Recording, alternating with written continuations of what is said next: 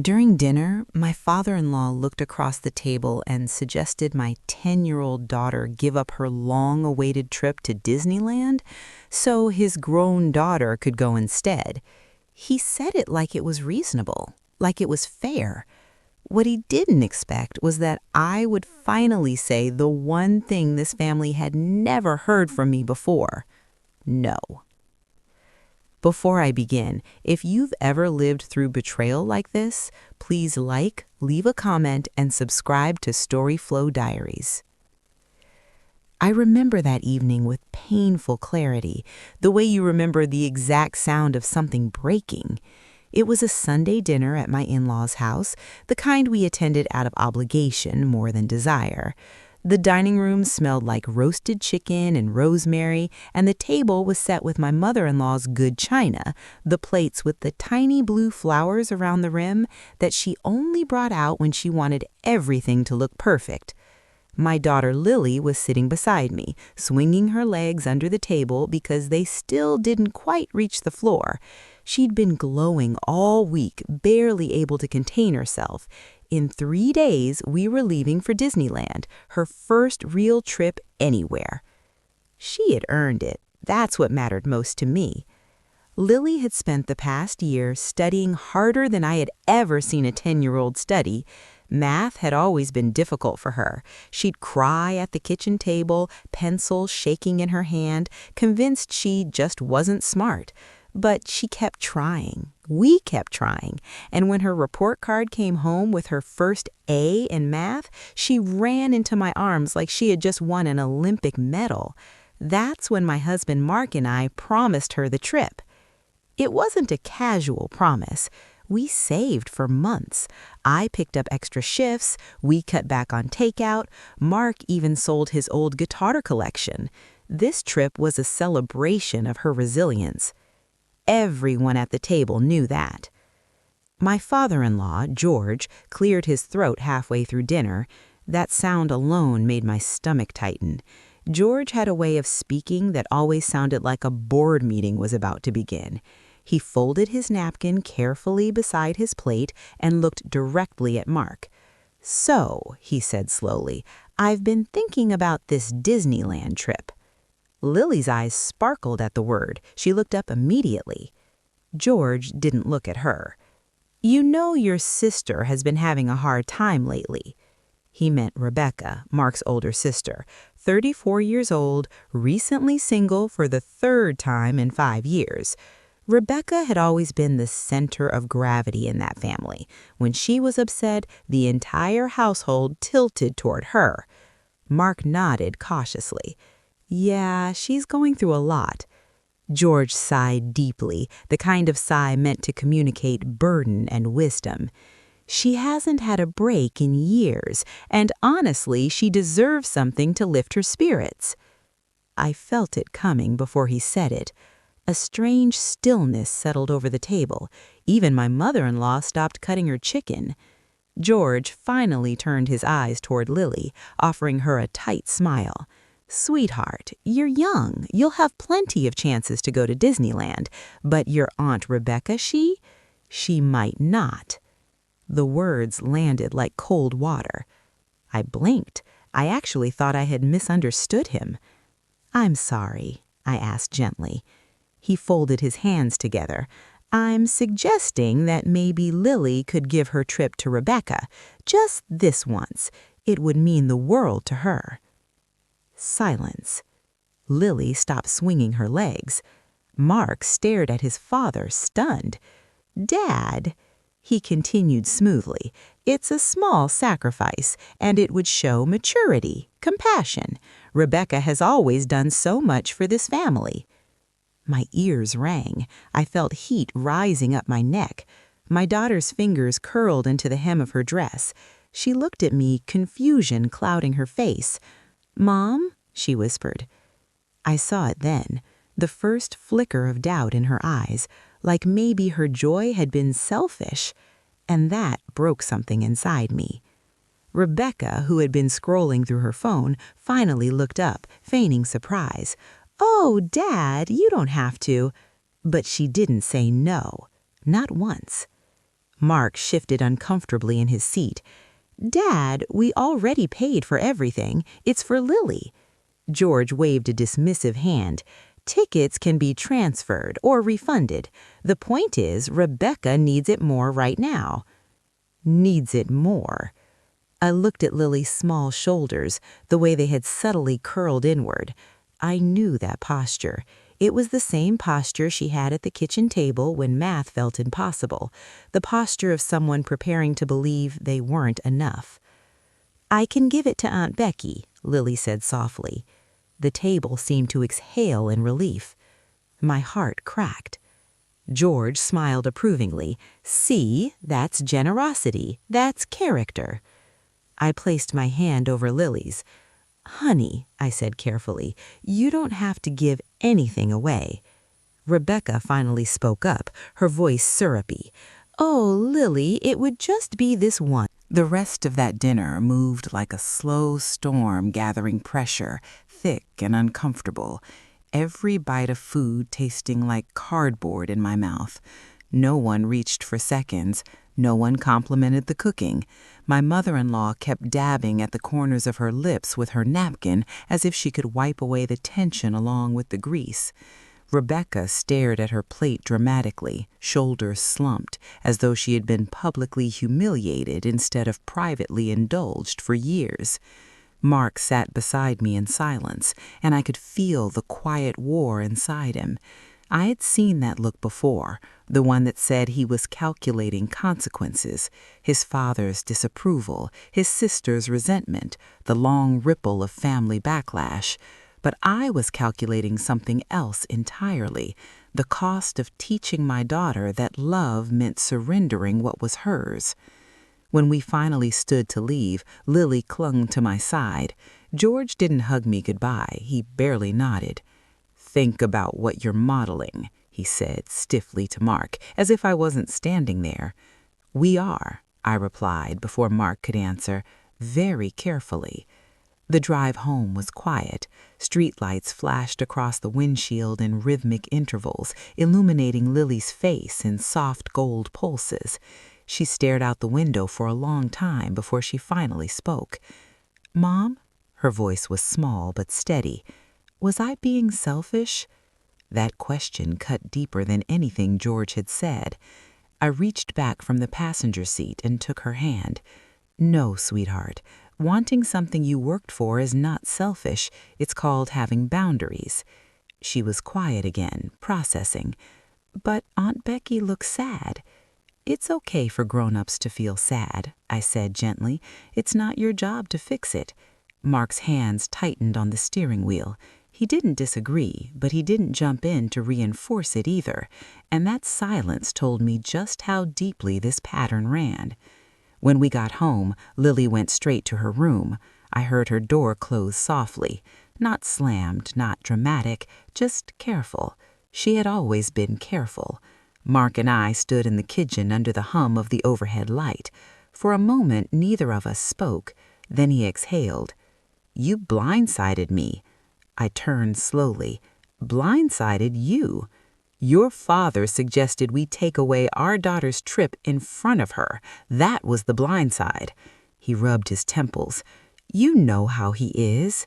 And there it was, the excuse that had protected years of imbalance.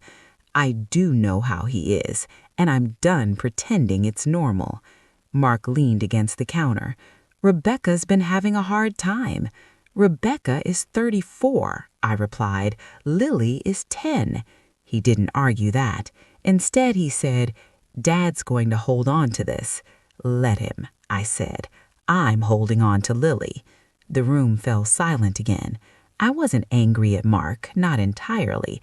I knew what it meant to grow up in a house where one person's emotions dictated the atmosphere. You learned early that peace required compliance. But I also knew that cycles only continue when no one interrupts them. The next morning, my phone buzzed before I had even poured coffee. It was my mother-in-law. I let it go to voicemail. Then came a text from Rebecca. "I can't believe you embarrassed me like that." Embarrassed her? I stared at the screen, astonished by the audacity. I typed back slowly. No one embarrassed you. A suggestion was made. I declined. 3 dots appeared instantly. It would have been a kind gesture. I stared at those words for a long time. Kind to whom? I set the phone down without responding. Lily came into the kitchen a few minutes later, hair messy, eyes puffy from sleep. "Can we still look at the map of the park tonight?" she asked cautiously. I smiled. Of course we can, and I meant it with every ounce of resolve in my body. That evening, we spread the printed map of Disneyland across the living room floor. Lily traced the routes with her finger, planning which rides to hit first. "I want to see the castle right away," she said, eyes bright again. I felt something unclench in my chest. Mark sat with us, quieter than usual, but present. As Lily chattered about churros and fireworks, I caught him watching her, really watching her, and I wondered if he was finally seeing what I saw, the fragility of that joy. The next day, George called Mark directly. I could hear the low murmur of his voice from the other room. The conversation lasted almost an hour. When Mark came back into the kitchen, his expression was heavy. "Dad thinks you're turning Lily against the family." I let out a slow breath. "By keeping a promise? He says you're teaching her to put herself first." I stared at him steadily. "I am." That night, as I tucked Lily into bed, she wrapped her arms around me, thanking me. For what? For saying no. Her words hit me harder than any argument, because she understood. Even at 10, she understood what had almost happened. I kissed her forehead and turned off the light. Lying in my own bed later, staring at the ceiling, I realized something unsettling. This wasn't the first time Rebecca had been prioritized. It was just the first time I had refused to participate. There had been holidays rearranged around her moods, vacations shortened because she wasn't feeling it. Even our wedding date had been shifted once because it conflicted with one of her spontaneous trips. I had swallowed it all in the name of harmony, but harmony built on silence isn't peace, it's erasure. And I was done erasing my child. What I didn't yet realize was that George wasn't finished pushing, and the next move he made would test every ounce of the strength I thought I have found. 2 days before we were supposed to leave, I got a call from the school office just after lunchtime. My heart dropped immediately because no parent ever receives that call casually. The secretary's voice was polite but concerned. "Lily's feeling a little overwhelmed," she said.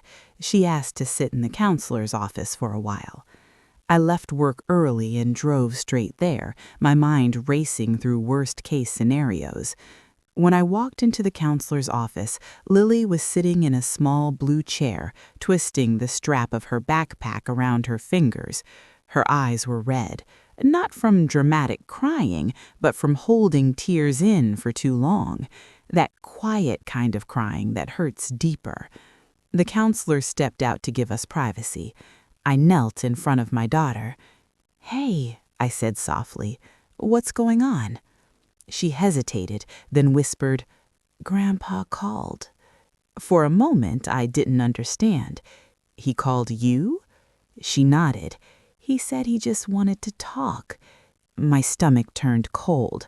"What did he say?" She swallowed.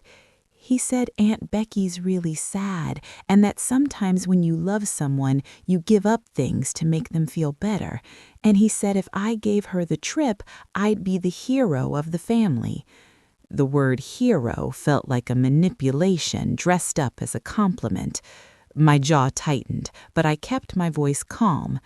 "And how did that make you feel?" Lily's chin trembled. Like if I still go, I'm not a good person." There it was, the guilt, carefully planted. I felt something fierce and protective rise up inside me, something that had been building since that dinner. I wrapped my arms around her. "You are not responsible for Aunt Becky's happiness," I said clearly, "and being a good person doesn't mean giving away what you've worked for." She clung to me. But Grandpa sounded disappointed. I closed my eyes briefly. Disappointment had always been George's favorite tool. Sometimes grown-ups misuse their feelings to get what they want, I said gently. That's not your fault. When we got home, I called Mark immediately. He left work and met me in the kitchen. I told him everything. At first, he didn't speak. He just stood there, hands on his hips, absorbing it. Then his face changed. Something in him shifted from defensive son to protective father. He called her directly? He asked quietly. Yes. Mark grabbed his phone without another word and stepped outside. I could see him pacing through the window, his voice raised in a way I hadn't heard before. The conversation didn't last long. When he came back inside, his face was pale but resolute. He said he was just trying to teach her about generosity, Mark said. I told him he doesn't get to parent our child. The firmness in his voice surprised me. What did he say to that? I asked. Mark let out a humorless laugh. He said I've changed, that I'm letting you control me. I felt a flicker of anger at that old, tired narrative. Anytime Mark disagreed with his father, it somehow became my influence. And what did you say? Mark looked at me steadily. I said protecting my daughter isn't being controlled, it's being a father. That was the first time since the dinner that I felt fully aligned with him, not divided, not negotiating, unified. That evening, we sat Lily down at the kitchen table, not for a lecture, for reassurance. Mark knelt beside her chair. Grandpa shouldn't have called you like that, he said gently. That wasn't fair. Lily looked up at him cautiously. He sounded really sure. Being sure doesn't mean being right, Mark replied. I watched my daughter's shoulders relax inch by inch. We explained that sometimes people confuse sacrifice with love, that generosity should come from joy, not pressure, that adults are responsible for their own feelings. And then I asked her something important. If there were no guilt, no expectations, just your heart, would you still want to go? She didn't hesitate this time. Yes. That single word felt like sunlight breaking through heavy clouds. The next morning, George called again, this time leaving a voicemail when we didn't answer. His tone was colder. If you continue down this path, don't expect the same support from this family. Support. I replayed that word over and over. What support? The kind that came with strings? The kind that required Lily to shrink so Rebecca could shine? Later that afternoon, Rebecca posted a vague message on social media about selfish people who pretend to value family. Mutual relatives began commenting in sympathy. I watched the narrative being shaped in real time. I knew better not to respond publicly, but the injustice burned. Mark saw it too. Let them talk, he said quietly. We know the truth. But the tension didn't stop there. That evening, my mother-in-law showed up at our door unannounced. She rarely drove herself anywhere, so I knew this was serious. She stood on the porch, clutching her purse like a shield. "Can I come in?" she asked softly. We let her in. She sat on the edge of the couch, eyes tired. "Your father-in-law is hurt," she began. "He feels disrespected." I chose my words carefully. "He crossed a boundary with Lily." She sighed. "He just believes in putting family first. So do I. That's why I'm putting my daughter first." My mother-in-law looked at me with something almost like understanding, but fear lingered behind it. "You don't know how long Rebecca struggled," she said. "She's always felt second best." I thought about that, about how perhaps Rebecca's sense of inadequacy had been overcompensated for her entire life. "I'm sorry she feels that way," I replied, "but I won't let Lily grow up feeling that way too." The room went quiet. My mother-in-law left shortly after, not angry, just unsettled. As I locked the door behind her, I realized the morning of our flight felt surreal, like we were stepping into something fragile that could shatter at any second. Lily was up before the alarm, already dressed in her yellow shirt with the tiny sequined castle across the front. She kept pacing between the living room and the front door, checking the clock every few minutes. I watched her carefully, half expecting another call, another interruption, another attempt to pull the rug out from under her. But the house remained quiet. Mark loaded the suitcases into the car, his movements deliberate and focused. There was something different about him that morning, less torn, more grounded. When we pulled out of the driveway, Lily squealed softly in the back seat, clutching her backpack to her chest like it contained treasure. I kept glancing at my phone, waiting for it to light up with George's name. It didn't. The airport was crowded, buzzing with that specific blend of stress and excitement that only travel brings. Lily held my hand tightly through security, her eyes wide at the planes visible through the large windows. "We're really going," she whispered, almost as if she couldn't fully believe it. "We're really going," I confirmed. The flight itself was short, but Lily pressed her face to the window the entire time, watching the clouds drift beneath us like fields of cotton. I tried to let myself relax, to sink into the moment, but a part of me remained alert, bracing for fallout waiting at home. When we finally landed in California and made our way to the hotel near Disneyland, Lily could barely contain herself. The air even smelled different, warmer, sweeter, like possibility. That first afternoon, we didn't even enter the park. We simply walked around downtown Disney, soaking in the atmosphere. Music floated through the air, kids ran past us with balloons shaped like characters. Lily stopped at every shop window, gasping softly at the displays. "It's real," she kept saying. "It's actually real." And in that moment, watching her spin in the open plaza with pure, unfiltered joy, I felt the tension of the past week loosen its grip on my chest. The next morning, we entered the park just as it opened. When Lily saw the castle for the first time, she froze. Her mouth fell open and tears welled instantly in her eyes. Not sad tears, overwhelmed ones. "It's bigger than I imagined," she breathed. Mark put his arm around both of us, and for the first time in days, there was no shadow of conflict between us. We were just a family, standing in front of something magical, honoring a promise kept. The day unfolded in a blur of laughter and long lines and sticky fingers from cotton candy. Lily insisted on writing everything twice. She hugged characters with fierce sincerity. She screamed on roller coasters and then immediately demanded to go again.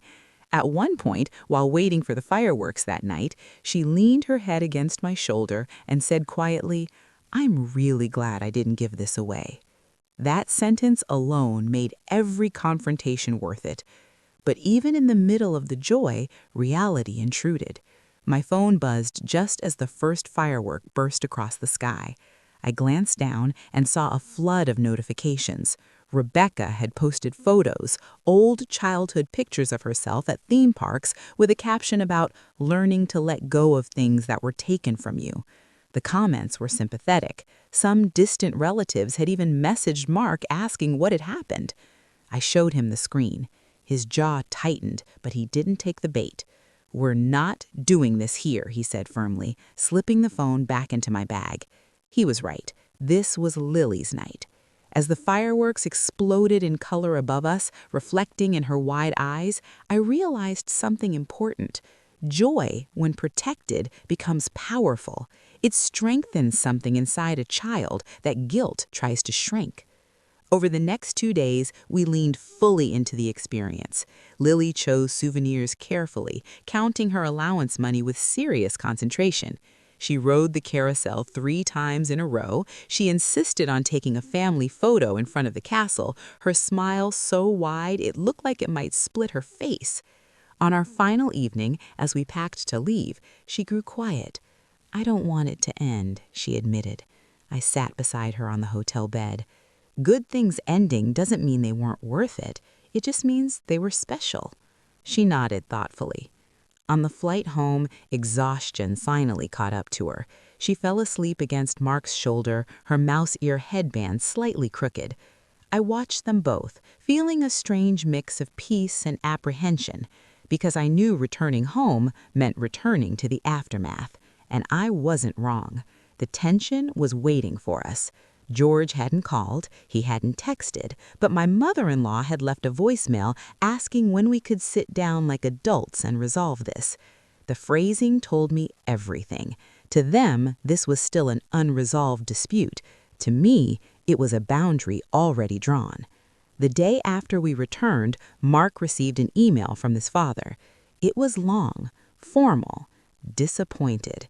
George wrote about family unity, about respect, about how our decision had created division.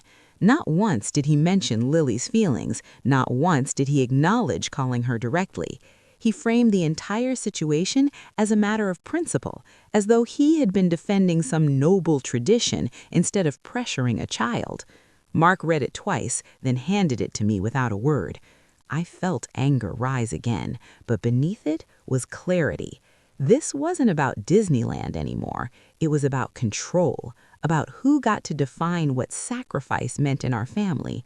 And for the first time, I realized something even deeper. George had likely never been told no like that before. Not from his wife, not from Rebecca, not from Mark, and certainly not from me. And when people who are used to authority lose it, they don't always respond with grace. They respond with escalation. What we didn't know yet was how far that escalation would go, because 3 days after we got back, George made a decision that would change the dynamic of our family permanently.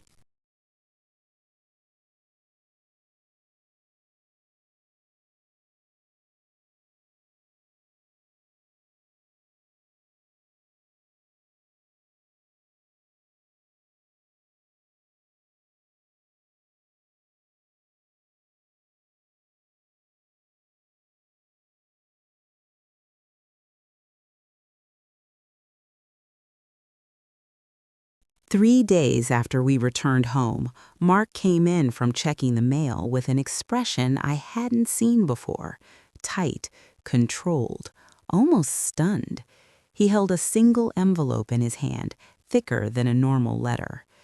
"It's from Dad," he said quietly. My stomach dropped. We stood at the kitchen counter together as he opened it. Inside was a formal letter and a photocopy of what looked like a financial document. I watched Mark's eyes move across the page, his face draining of color, line by line. "What is it?" I asked, already bracing myself. He swallowed. "He's withdrawing the college fund." For a second, I didn't understand. What college fund? The one he's been contributing to for Lily since she was born. I felt the air leave my lungs. George had always taken pride in that fund. He'd mentioned it at birthdays, at holidays, reminding everyone how he was investing in the future. It had been both generous and subtly self-congratulatory. And now he was pulling it back. "He says," Mark continued slowly, "that since we've made it clear we don't value his guidance, he'll redirect his financial support elsewhere." Elsewhere. We both knew exactly where. Rebecca had been talking about going back to school for years, floating between ideas, never committing. I closed my eyes briefly, steadying myself. "So this is punishment," I said. Mark didn't argue. He just stared at the paper like it had personally betrayed him.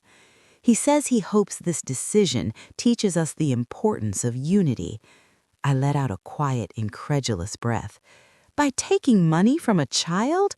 The irony was almost unbearable. For years, that fund had been a symbol of George's love, at least on the surface, but now I saw it clearly. It had always come with invisible strings. Lily ran into the kitchen just then, chattering about a drawing she'd made. We both instantly folded the letter and slid it aside. She climbed onto a stool, completely unaware of the storm forming above her head. And in that moment, my anger sharpened into something else: resolve. Later that night, after Lily was asleep, Mark and I sat at the dining table, the same table where we had once mapped out our savings plan for Disneyland. I feel stupid, Mark admitted quietly. I defended him for years. I reached across and took his hand. You believed he was helping out of love. He nodded, eyes heavy. I never thought he'd use it like this. Now we know, I said gently. The truth was, it hurt. Not just financially, but emotionally. The gesture was loud and deliberate. It said, comply or lose access. The next morning, George called. Mark put him on speaker. I hope you received my letter, George said, his tone calm but firm. I did, Mark replied. You're really doing this? There was no hesitation on the other end. Actions have consequences. I felt my jaw tighten. Calling our daughter to guilt her wasn't a consequence? I asked, unable to stay silent. There was a pause. I was teaching her about family responsibility. She's 10, I said evenly. She's a child. George exhaled sharply. You've become overly sensitive. No, Mark said quietly, but with steel in his voice. We've become protective. That word hung between them. Protective. George shifted tactics. Rebecca needs support right now. She's applying to a program. This money could change her life. I couldn't stop myself. So could therapy, I said under my breath. Mark squeezed my hand, but he didn't scold me. Instead, he said, if you want to help Rebecca, that's your choice, but don't frame this as a lesson for Lily. The call ended without resolution, and something in Mark seemed to settle afterward, not in defeat, but in clarity. Over the next week, extended family members began reaching out, some subtly, some directly. An aunt asked if we considered compromising. A cousin mentioned that money doesn't grow from trees. The narrative had shifted from Disneyland to finances, from boundaries to ingratitude.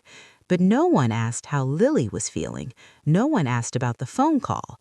That silence told me everything. One evening, Lily overheard Mark and me discussing budgets. She stepped into the room hesitantly. Is this about Grandpa? We exchanged a glance. There was no point in lying. A little, Mark admitted gently. She twisted her fingers together. Did I mess something up? The question broke my heart all over again. I knelt in front of her. No, none of this is because of you. She studied my face carefully, as if trying to detect even a hint of dishonesty. Grandpa's mad because I went, right? Mark stepped forward. Grandpa's upset because we disagreed with him. That's between grown-ups. Lily was quiet for a long moment. Then she said something that stunned me. If he needs the money that bad, I can get a job when I'm older. The innocence of it, the instinct to fix what adults had broken, made my throat ache. You don't owe anyone your future, I told her firmly.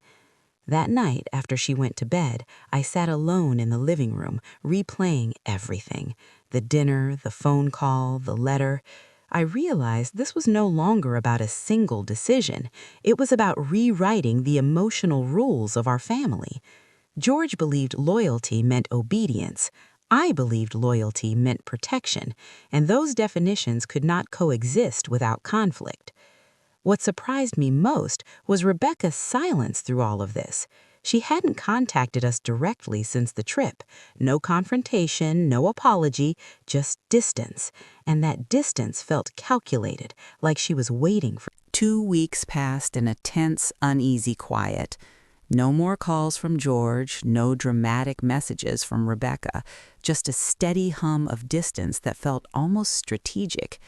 Mark and I adjusted our budget, quietly creating our own college savings plan for Lily. It meant cutting back again, fewer dinners out, postponing a bathroom renovation we'd talked about for years. But every time I transferred money into that new account, I felt something steady inside me.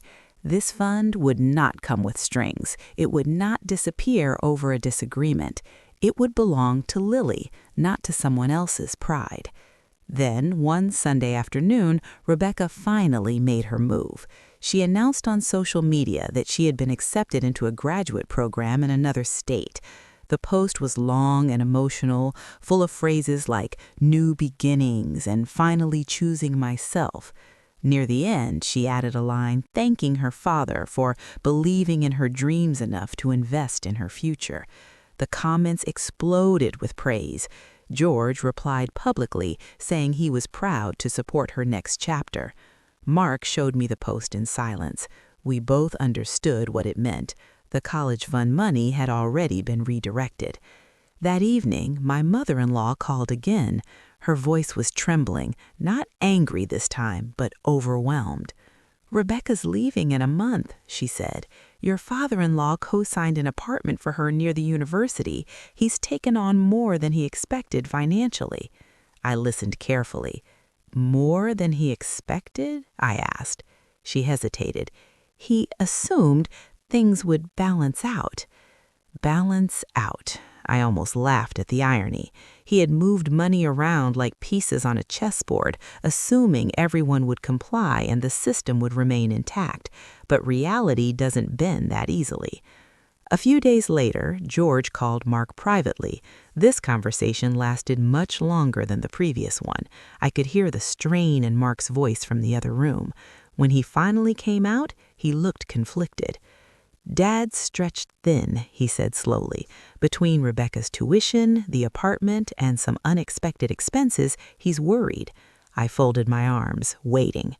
"He hinted," Mark continued, "that maybe we could contribute toward Rebecca's move, just temporarily."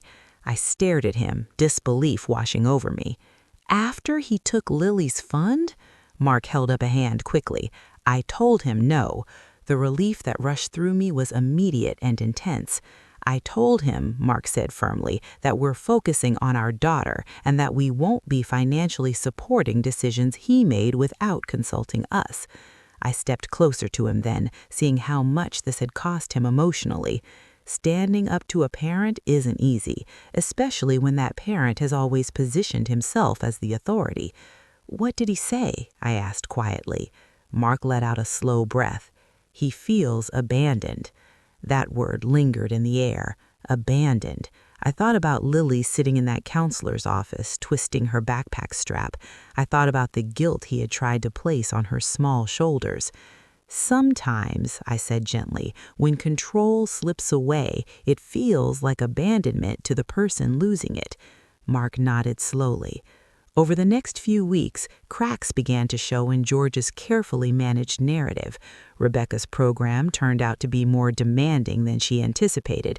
She struggled with the workload. She called home frequently, overwhelmed. George tried to solve every problem financially, sending extra money for textbooks, covering utility deposits, even paying for furniture.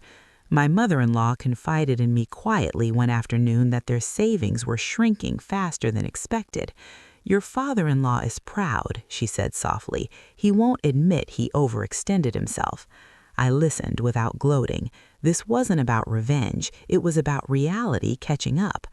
Meanwhile, Lily flourished.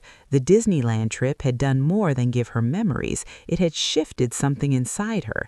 She spoke up more at school. Her teacher emailed me to say she'd volunteered to present a math project in front of the class. I read that message twice, tears forming unexpectedly.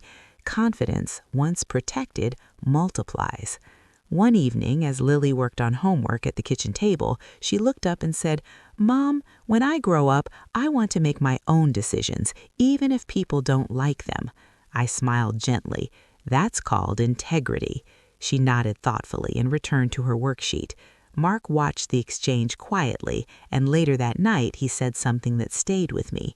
"I didn't realize how much I'd normalized giving in," he admitted, "until I saw her watching us." That was the part George never considered.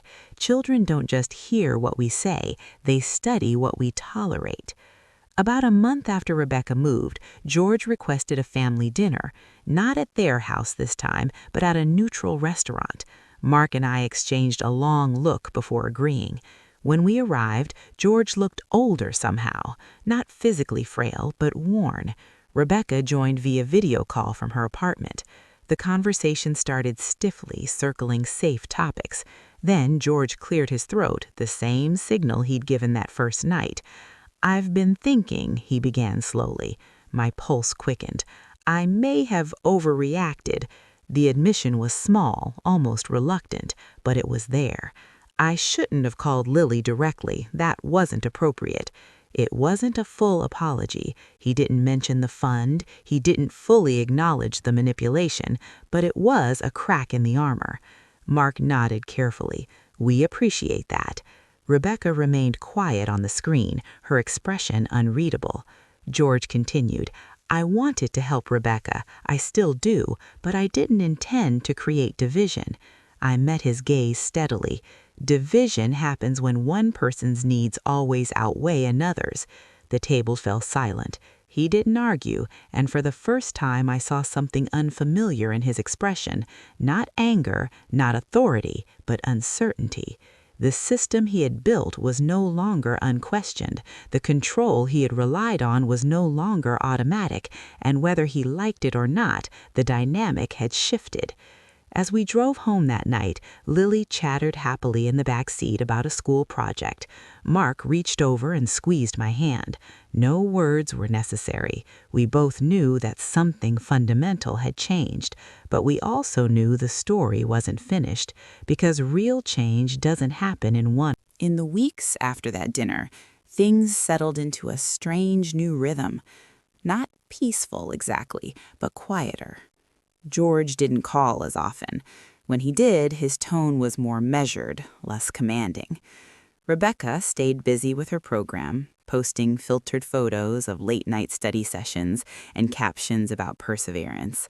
On the surface, it looked like everything had stabilized, but underneath, the shift was still settling into place. Lily began 6th grade that fall with a steadiness I hadn't seen before.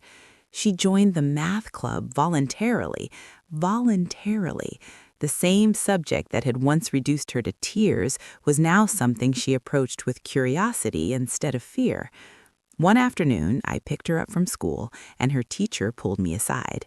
She advocated for herself today, she said with a smile. Another student tried to take over her project, and Lily calmly told him she wanted to share the responsibility. I thanked her and walked back to the car in silence, absorbing that. Calmly told him. She hadn't folded, she hadn't surrendered. That night at dinner, Lily told Mark and me the story with animated hand gestures.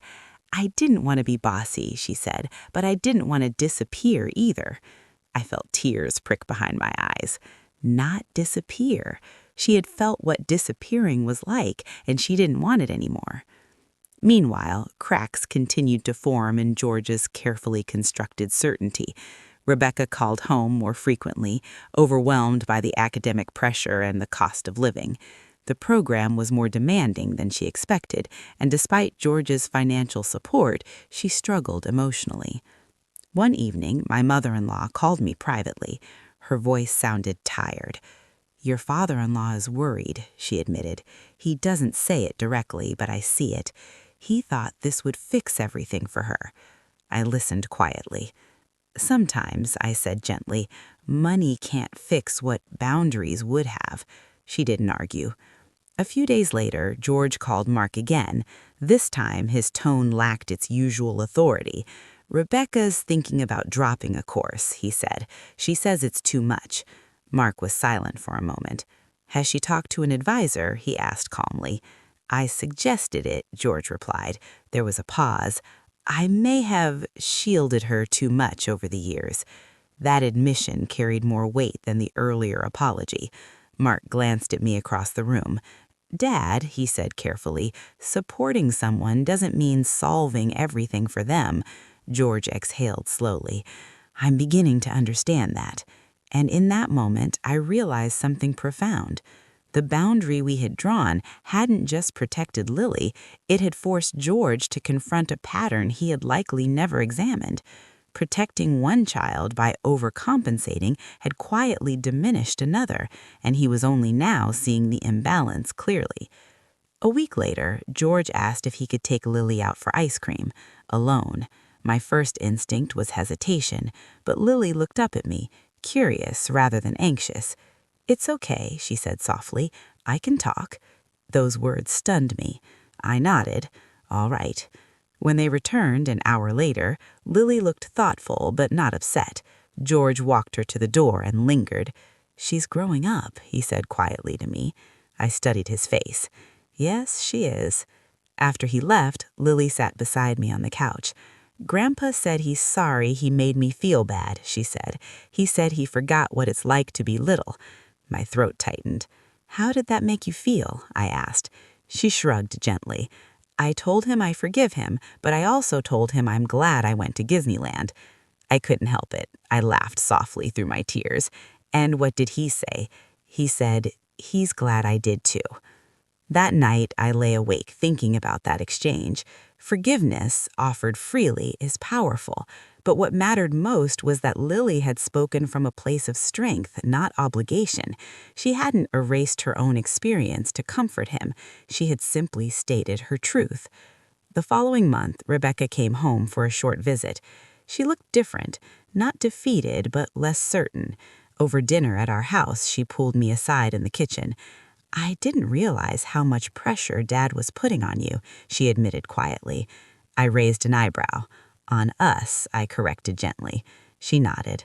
"I've always been the one he rushed to fix things for. I thought that was love." "It is love, just not always healthy," she sighed. "When he redirected that fund, I didn't stop him. I should have." That was the closest thing to accountability I'd heard from her. "It's done," I replied. "We've moved forward."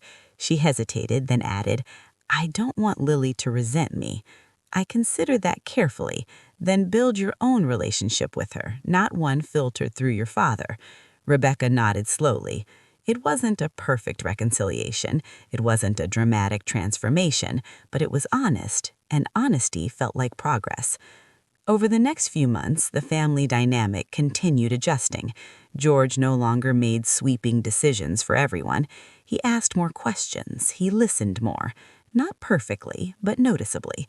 Our new college fund grew steadily, small deposit by small deposit.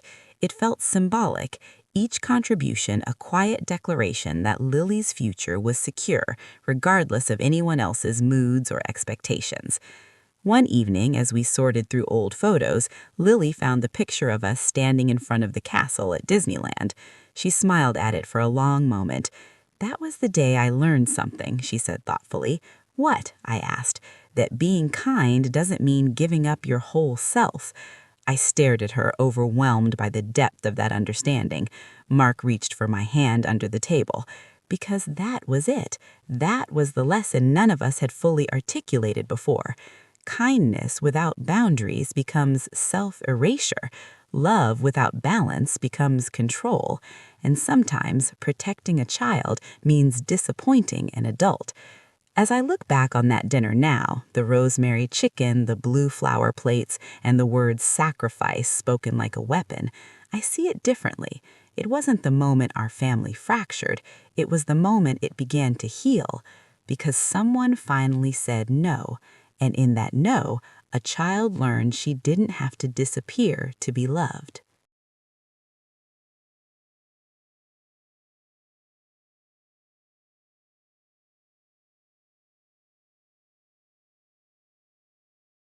Looking back now, it's strange to think that everything began with a single suggestion spoken over roasted chicken and polite smiles. At the time, it felt explosive, final, like the kind of fracture families don't recover from. But real change rarely arrives in fireworks. It comes quietly in the aftermath, when people are left alone with the consequences of their own patterns. A few months after Rebecca returned to school, George asked if we could come by one afternoon. Not for dinner, not for a family meeting, just coffee. The simplicity of the request told me something had shifted. When we arrived, the house felt the same, immaculate, orderly, almost staged, but the atmosphere was different, less rigid. George poured the coffee himself instead of asking my mother-in-law to do it. That small act didn't go unnoticed. We sat in the living room, sunlight filtering through the lace curtains, dust motes drifting lazily in the air. Lily sat cross-legged on the rug with a book, comfortable enough to exist in the room without shrinking. George cleared his throat, but this time it didn't feel like a gavel striking wood. It felt uncertain. "I've been thinking a lot," he began slowly, "about what happened." No one interrupted him. "When I was growing up," he continued, "my father believed the oldest carried the most responsibility. Rebecca struggled early on. I overcorrected." He glanced at Lily briefly, "and I didn't realize what that was costing." The honesty in his voice surprised me. It wasn't polished, it wasn't defensive, it was reflective.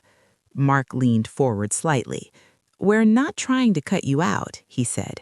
"We just needed you to see her." George nodded once. "I do now."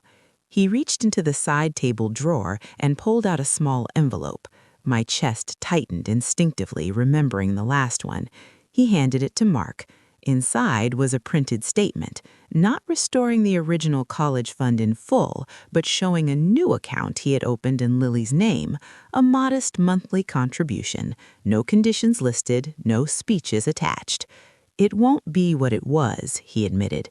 "I can't undo everything, but I don't want my pride to define my relationship with my granddaughter." The room went quiet, not stunned, just still. Lily looked up from her book. "Does this mean you're not mad anymore?" she asked plainly. George's mouth curved into a small, almost sheepish smile. "I was never mad at you," he said. "I was mad at not being listened to." Lily tilted her head. "Sometimes grown-ups need to listen too." I bit the inside of my cheek to keep from smiling too widely. George chuckled softly. "Yes, they do." It wasn't a perfect redemption. It wasn't cinematic. It was human, flawed, incomplete, but moving in the right direction. On the drive home, Mark squeezed my hand. "You were right," he said quietly. I shook my head. "We were right." Because it hadn't just been my stand, it had been ours, a boundary drawn together. Over the following year, the dynamic continued to rebalance. Rebecca stayed in her program, but she handled more of her own responsibilities. George still helped, but he no longer rushed in at the first sign of discomfort. There were awkward moments, occasional slips into old habits, but they were corrected faster now, without drama, without guilt. Lily continued to grow in ways that made my heart ache with pride. She tried out for the school debate team. She asked thoughtful questions at family dinners. Once, when a distant cousin teased her for being too serious, she smiled calmly and said, "I just know what matters to me." That confidence wasn't loud, it wasn't rebellious, it was steady, rooted. And every time I saw it, I thought back to that night at the dinner table when she had almost given it away to keep the peace. I sometimes wonder what would have happened if I had stayed silent, if I had smiled politely and agreed to reconsider, if I had told Lily, maybe next year. She would have nodded, she would have been sweet about it, and something inside her would have shifted quietly, permanently. She would have learned that love requires surrender, that harmony requires shrinking. Instead, she learned something else, that her joy is not negotiable, that generosity is beautiful, but only when it's freely given, that even adults can be wrong, and saying no does not make you unkind. One evening, almost a year after the Disneyland trip, we sat around the same dining table at George's house. The blue flower plates were there again, rosemary chicken filled the air, but this time the tension was gone. George asked Lily about school and listened, really listened, to her answer. Rebecca talked about a difficult project without dramatizing it. My mother-in-law laughed more easily. At one point, George raised his glass slightly and said, "To growth." It wasn't elaborate, it didn't reference the past directly, but it carried weight, because growth had happened, not just in Lily, in all of us. Later that night, as I tucked Lily into bed, she looked up at me and asked, "Do you think families can change?" I brushed a strand of hair from her forehead. "Yes," I